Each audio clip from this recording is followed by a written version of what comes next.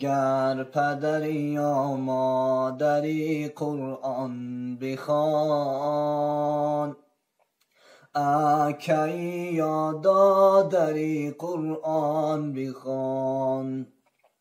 اقرا آمد اولین سوره بفهم، تازی پل خوش بگذری قرآن بخوان. تازی پل خوش بگذری قرآن بخوان.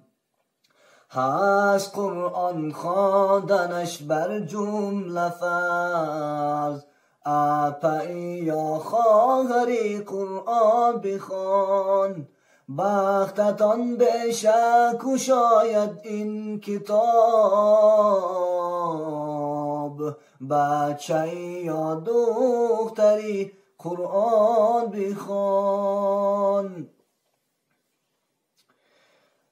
رعیتی یا سروری قرآن بخوان، معجزه بر جمله قرآن میکند.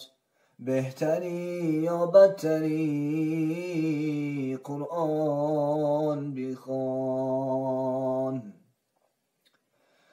خوان کتابی حق، خوان کتابی حق چون خضرش شوی.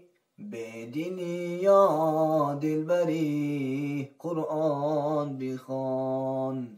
مهوشی یا بگناه یا پرگناه، چشمه‌ای یا شرشری قرآن بخوان.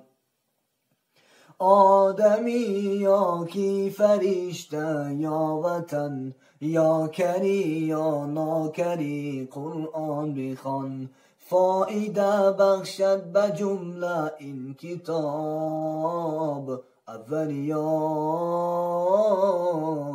آخری قرآن